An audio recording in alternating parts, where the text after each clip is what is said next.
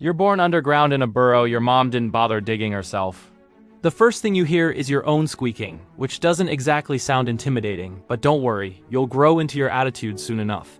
For now you're blind, bald, and hungry, with no idea how much of a headache the world is about to become for you, or how much of a headache you'll become for the world. Mom, for her part, doesn't have time for soft moments. She's busy warding off anything that thinks this burrow looks inviting. You're too small to notice her snarling at predators twice her size, but if you could, you'd probably take notes.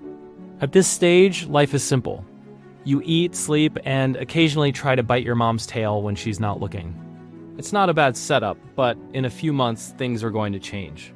By the time you're a few months old, you're starting to tag along with mom on her daily rounds. She doesn't explain what's happening, you're expected to figure it out on your own. Your first lesson, bees, lots of bees. She leads you to a hive and starts ripping it apart like she's owed money. You hang back mostly because the noise is terrifying, but also because the bees look mad. They swarm her, stinging her face, her paws, her everything, but she doesn't flinch. Why? Because she knows what's inside, honey and bee larvae. That's the good stuff. Eventually she grunts at you, which is the honey badger equivalent of saying your turn. You edge closer, swipe at the hive, and immediately regret your life choices when a bee stings your nose. You yelp, fall over, and scramble back. Mom doesn't help. She just keeps eating like this is all part of the process, and maybe it is. Over time you get the hang of it. By get the hang of it, I mean you stop crying when the bees sting you and start focusing on the reward. It's not exactly fun, but it's effective. You're learning one of the most important rules of honey badger life. Pain is temporary, snacks are forever. By 6 months, you're starting to venture out on your own. Mom still keeps an eye on you, but she's giving you more space to make mistakes, and mistakes, it turns out, are plentiful. Your first attempt at hunting is laughable. You spot a scorpion and decide it looks slow enough to catch. It isn't. It dodges, stings you on the paw, and scuttles away while you roll around in frustration. The sting doesn't kill you. Honey badgers are famously resistant to poison, but it hurts enough to make you rethink your approach. Your second attempt is slightly better. This time you go for a lizard sunbathing on a rock. You crouch, wait, and then pounce. The lizard darts away, but you manage to grab its tail.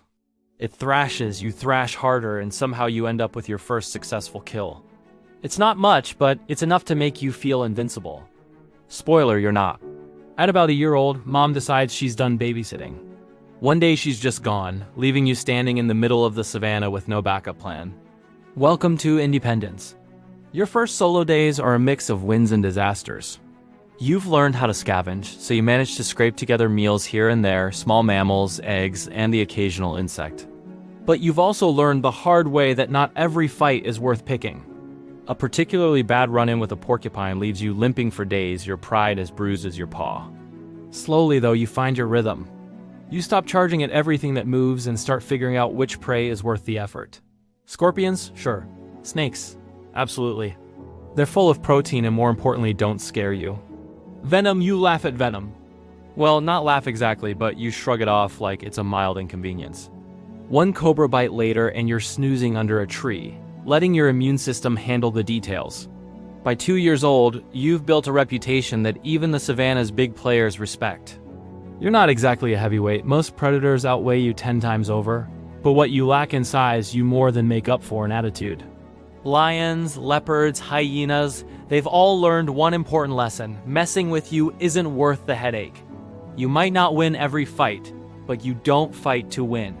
You fight to make it unbearable for everyone involved. Take that time you stumbled upon a leopard guarding a fresh kill. Any sensible animal would have walked away. After all, leopards don't share. You, however, looked at the leopard, then looked at the kill, and decided it was your turn. The leopard growled low and menacing, like it was daring you to take one step closer.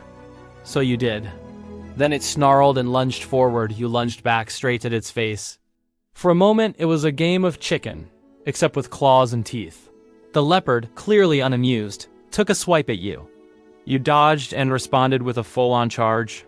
It hesitated, probably running a quick risk assessment. You were smaller, sure, but the sheer audacity was clearly giving it second thoughts.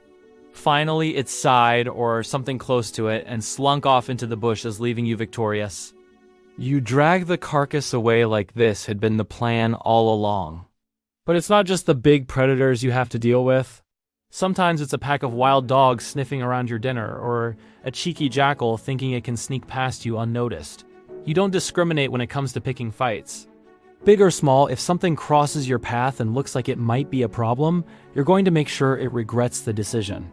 For most animals, survival is about avoiding conflict. For you, it's about doubling down until everyone else gives up. Not because you're stronger, but because you've decided you are. Confidence, it seems, is half the battle. By 3 years old, you're ready for a place of your own. The problem is, space doesn't come easy. Every decent patch of land is already taken, so finding territory isn't about location, it's about negotiation. And by negotiation, I mean biting, growling, and generally causing a scene until someone backs down. Your first attempt doesn't go well. You wander into what looks like unclaimed land, only to realize it belongs to an older honey badger who isn't thrilled to see you. There's no warning growl, just a blur of claws and teeth as it lunges at you. The fight is quick, brutal, and ends with you limping away, slightly wiser but no less determined. It's fine, you didn't want that patch of land anyway. Eventually, you find a spot that's just right. Enough cover to hide, plenty of prey nearby, and a water source within reach. Unfortunately, it's not unoccupied. A jackal seems to have laid claim, but unlike the honey badger, it's not as interested in fighting. You chase it off with a snarl and a half-hearted charge, and just like that, you've got yourself a new home. Territorial life is straightforward.